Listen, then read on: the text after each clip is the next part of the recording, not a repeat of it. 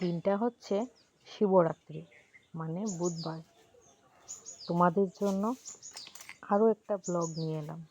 তো এখানে তোমরা দেখতেই পাচ্ছ, সকালে যে আমাকে টিফিন দেওয়ার যেই ব্যাপারটা থাকে, ওই পার্টটা কিন্তু আমার বরমশাই সামলে নিই।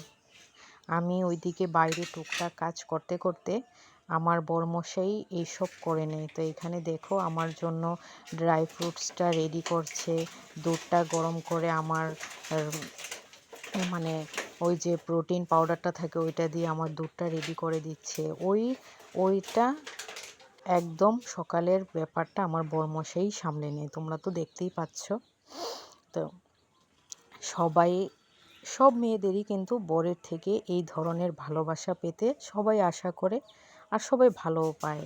কেউ যদি ওকে একটা মেয়েকে যদি এমনভাবে মায়ের পরে যদি কেউ কেয়ার করে থাকে, ওইটা কিন্তু একদম নিজের বর। তো এখানে দেখো, তোমাদের সঙ্গে কথা বলতে বলতে আমি স্নান টান করে এসে পড়লাম। বিয়ের পর থেকে যে আমার অভ্যাসটা হয়েছে না সকালে স্নান করার, ওইটা রয়ে গেল। তো এখানে আমার ঘরের সকালের পরিবেশটা যাই দেখতে পাচ্ছ, ওইটা কিন্তু সব আমার বরমশাই করেছে। বিছানা ওঠানো, সব গোছগাছ করা, এখানে আমার টিফিন রেডি করে দিয়েছে, সব কিছু। তো এখন আমাকে দিয়ে উনি ওনার টিফিনটা রেডি করছে। বনভিটাটা যদিও উনি বেশি পছন্দ করেন না, তাও যেহেতু ঘরে আছে তো এটা তো শেষ করতে হবে।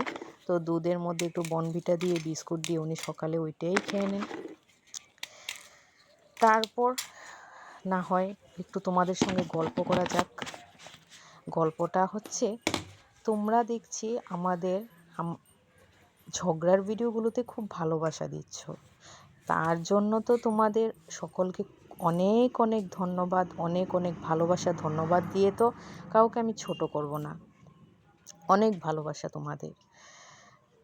আর তোমাদের কাছে এটা আমার রিকোয়েস্টও বলতে পারো, বড় দাদা বলো, বোন বলো, যেই আমার ভিডিও দেখো না, তোমাদের কাছে রিকোয়েস্ট বলতে পারো, আবদার বলতে পারো। তোমরা যেমন আমাদের ঝগড়ার ভিডিওগুলোতে এত ভালোবাসা দিচ্ছ, প্লিজ আমার ডেইলি ব্লগগুলোতেও ভালোবাসা দিয়ে এমনভাবেই পাশে থেকো,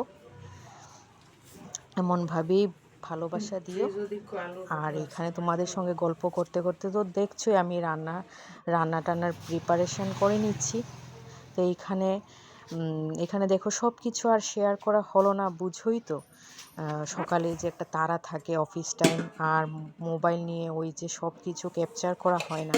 তো এখানে আজকে যেহেতু নিরামিষ খাচ্ছি, রান্না করলাম কাঁঠাল, এরপরে কচুর শাক, আর এখানে লাউ ডোকা দিয়ে মিষ্টি কুমড়ো পালং শাকটাক দিয়ে একটা পাতলা একটা ঝোলের মতো করেছি। রান্নাবান্না শেষ করলাম, শেষ করে সব কিছু গোছগাছ করে, ঘর টর তো আমার একটু গোছগাছ রাখতেই হয়, না হলে আমার একদমই ভালো লাগে না। ওইটা করে তো দেখছি প্রায় 11টা বাজে, তো এখনও আমি খাইনি, তো খাবো। তো এইখানে আমার ব্লগটা শেষ করলাম।